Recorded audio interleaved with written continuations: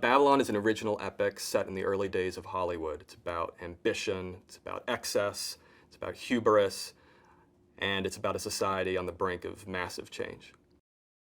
I basically early on became interested in those early days of Los Angeles and Hollywood when they were still getting built and getting kind of figured out. But the more I sort of looked at that period of time, the more I became aware of just how crazed and insane the people were and the environment was.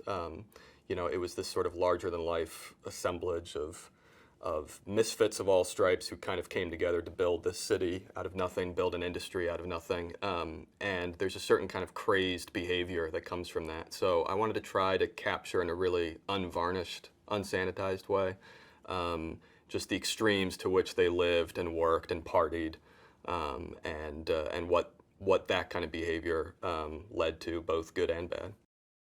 On a bigger level, I think I just liked the idea of looking at a society in change, and in the case of Babylon, it's a society that's undergoing a change that's both incredibly rapid and really incredibly violent. I remember being shocked when I first started reading just how many suicides there were, all grouped around this short period of time.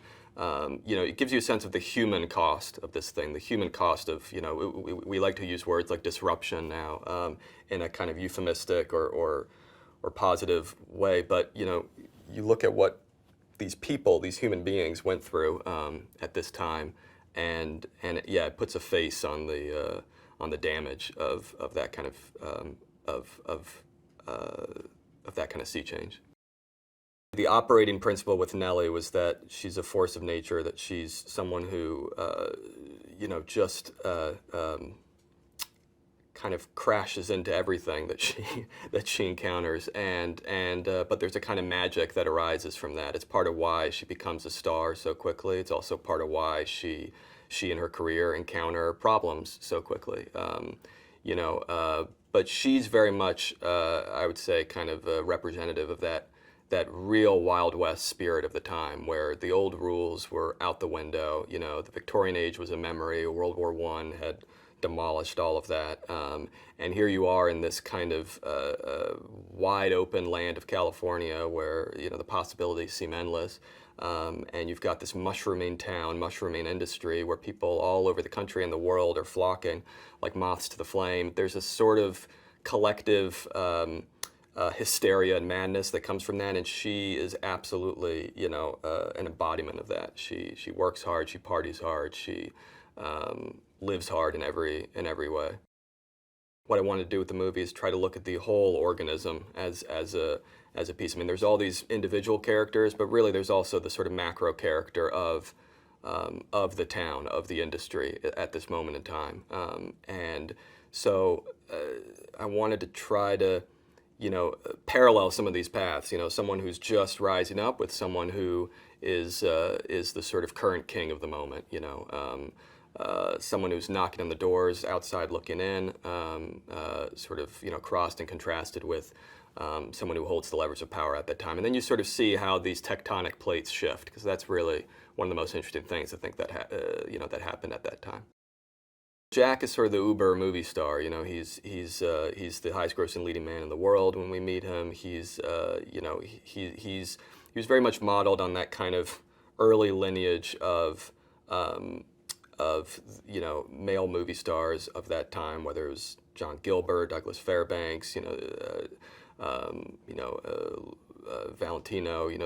There's a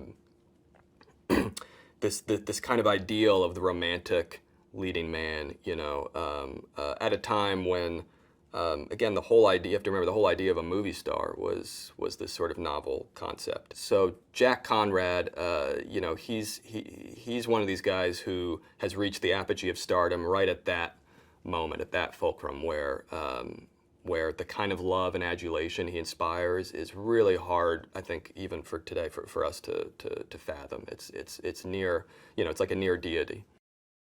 Manny is our eyes and ears. The idea for me was you've got a world here that's so larger than life.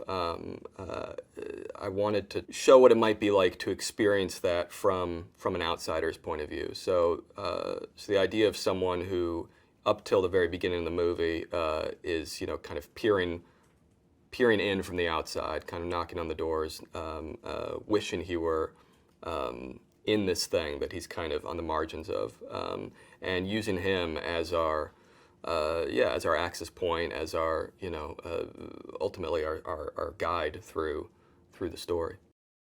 Eleanor St. John is a combo, journalist, gossip columnist, fixer, puller of the strings, sort of socialite. She's kind of this sort of reigning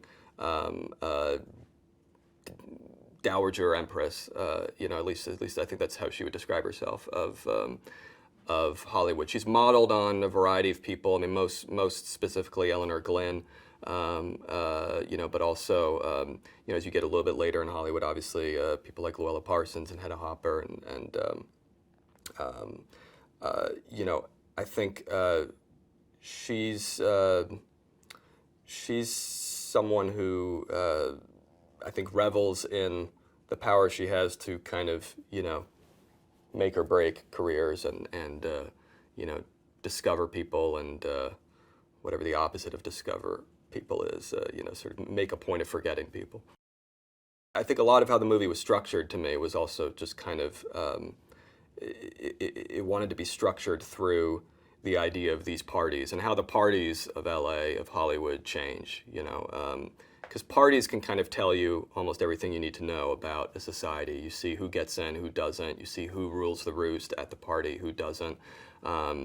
Within the party, things, people can move up, people can move down. And of course, it's an excuse to get all your characters together if you're doing a big ensemble piece. Her full name's Lady Fei Zhu.